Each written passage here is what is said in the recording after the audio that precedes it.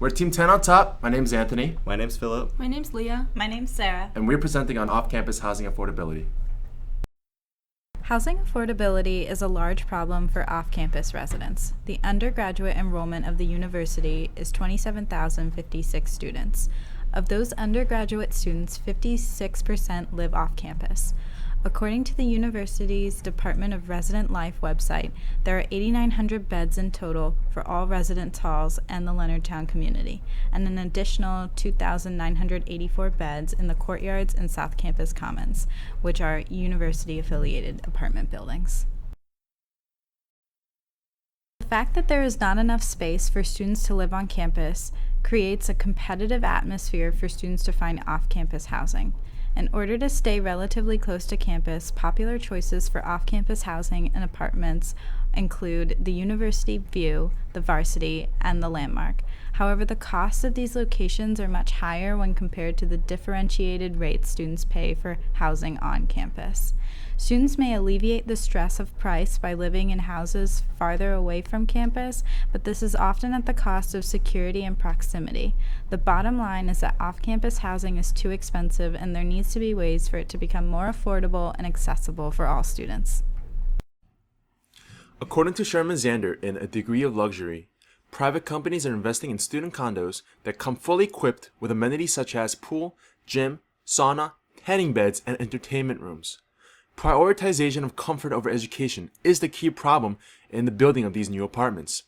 This leads to students missing out on the on-campus residence life that enriches and augments the classroom lesson and value to university life. A quote from a student from the article: "The idea of luxury living as a student is kind of mind-boggling. I can't imagine tanning in between classes." Does a great job of summarizing the issue on hand. Students don't need these fancy living conditions that is paid off with student loans. They need a better environment that puts emphasis not on luxury lifestyle, but on education. Luxury cannot be the defining factor of student housing. According to McIntyre in his journal, New Models of Student Housing and Their Impact on Local Communities, the idea of revitalization of urban areas is explored. The construction and development of these buildings and physical environments will need to suit the cultural diversity and the demographic and economic makeup of the student population. He also discusses the concept of creating a well-integrated community to discourage and reduce isolation of individuals. To relate back to UMD campus, President Lowe recently shared a video that demonstrates the University of Maryland's vision to reform the surrounding campus environment. Along with new academic buildings, this new initiative emphasizes the new downtown amenities by Route 1 that attempts to create a greater College Park and in the long run attract a larger consumer market. In the journal National Real Estate Investor, the idea of one-stop shop is explored, and it properly defines what College Park is striving to be. Common areas near these off-campus apartments will essentially be expanded to appeal to the culturally diverse makeup of the University of Maryland. The entry of these luxurious housing options are working hand in hand with such large projects as this, and they will continue to be accepted with open arms to help the College Park economy. These new and already existing amenities and consumer accessibilities associated with off-campus housing will indubitably raise demand for prospective students, and the amenities related to the revitalization results in higher rent. Landmark and Terrapin Row are the newest apartments very close to campus. Terrapin Row will be opening next fall, and they are the most expensive options for students at above $1,000. They advertise some of the highest levels of comfort and entertainment with flat-screen TVs in rooms, top-of-the-line housing infrastructure, yoga studio, private Zen garden, and coffee and theater lounges. The price is directly correlated to the wide variety, but maybe not so necessary amenities offered to students.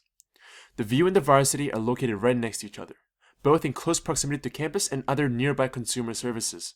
They both have seemingly similar features, but Varsity is more expensive due to its recognition and winning the best off-campus housing title by the Diamondback the last 4 years. Masa Graumark is comparatively less expensive than the first two mentioned, but its location is relatively further away. It still provides the well above necessary amenities for the residents. Finally, South Campus Commons is the closest, technically off-campus housing available to the students, which some may argue justifies its rent price. Compared to the rest of the apartments on the list, Commons provides the least amount of amenities besides furnishing. Rent at South Campus Commons has seen a steady increase due to the high demand of students trying to live close to campus. Almost all juniors and seniors were kicked out by the Residence Hall Association due to the new policies giving priority to incoming freshmen and sophomores this past year. We wanted to get a better understanding of the student perspective, so we interviewed 3 current commuter students who previously lived on campus. To help us out, we talked to Caitlin, Tushig, and Christian. We asked them 4 main questions. The first question we asked was, why are you a commuter student and how much has cost affected your choice?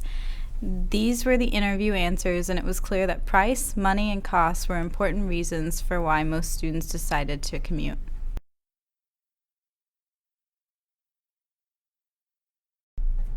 Next, we asked, how do you feel about the pricing of off-campus housing, and would you consider living off-campus? These interview answers demonstrate how most of the students prefer the model of on-campus housing, and that off-campus housing is just too expensive as it is. Concerns for safety were also expressed. Afterwards, we asked them if they think there are advantages to living closer to campus instead of commuting. Their responses show how living on campus would give them more time to do work, participate in activities, and feel more connected to the school. It also shows how making a schedule can be more difficult than usual. Lastly, we asked them about how affordable off-campus housing would be and what would be considered affordable rent for them. A resident spending 30% of their income on housing is what the federal government considers affordable housing. These responses demonstrate that there is little chance for students to make enough to pay for housing, even if they do have a job, and must rely or find outside sources to pay for housing. We also interviewed a leasing agent at an off-campus housing apartment, Mazda Grandmark. According to the responses, we found that the main reason for increasing rents is to keep up with the local real estate market. So the apartment raises the rent amount every year in accordance with the current market rates. We also asked whether they think the amount of the rent is affordable for college students. The leasing agent responded that they require the applicant's or sponsor guarantor's monthly gross income must be at least 3.5 times the total rent, and they asked for documents to prove this as well. So it is affordable, at least for the students who live there. For the advantages to living off campus compared to living on campus, the agent said it would help students be more independent by setting their own rules and regulations and taking responsibility for housekeeping. She goes on to say that the best part of living off campus is to have privacy. Students would be able to be away from their roommates and have more private time in their own room.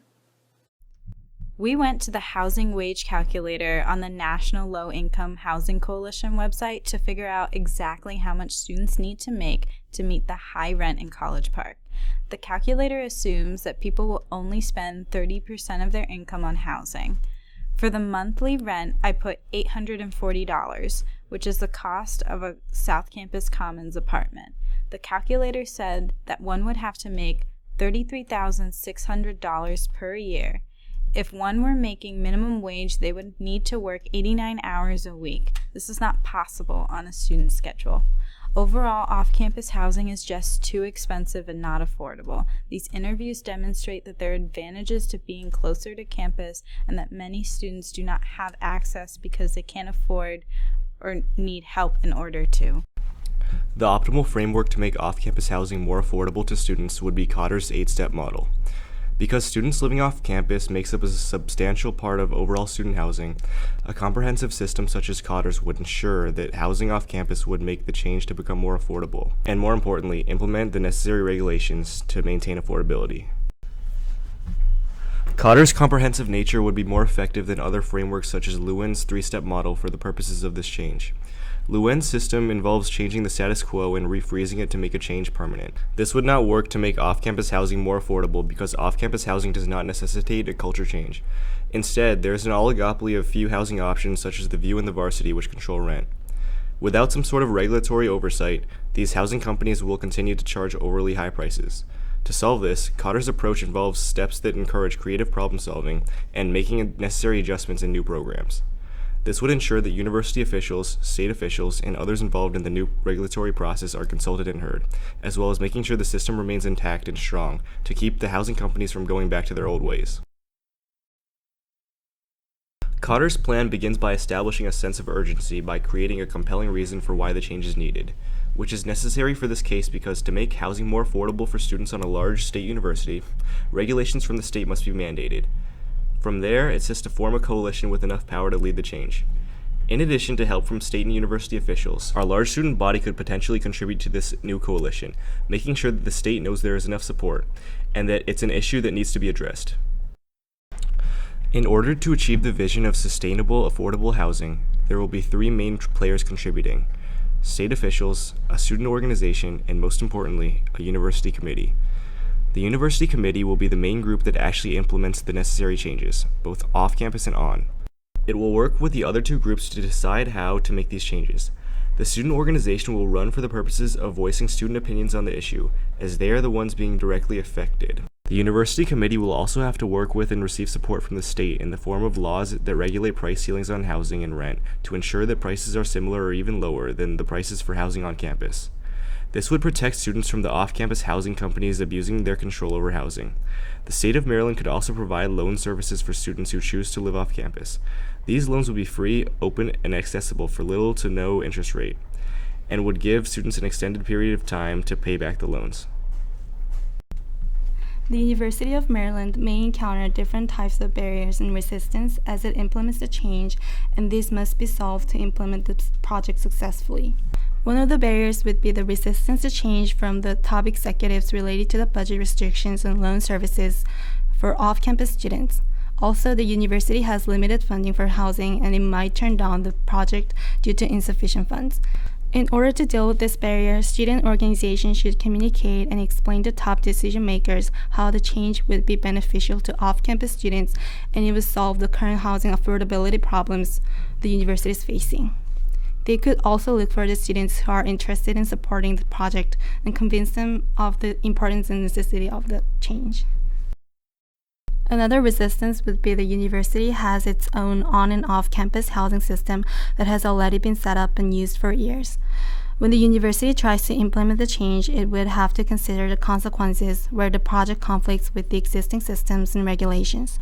For example, when the university committee works with the state government to regulate price ceilings on housing and rent, off-campus housing companies would complain since they might reduce their financial benefits.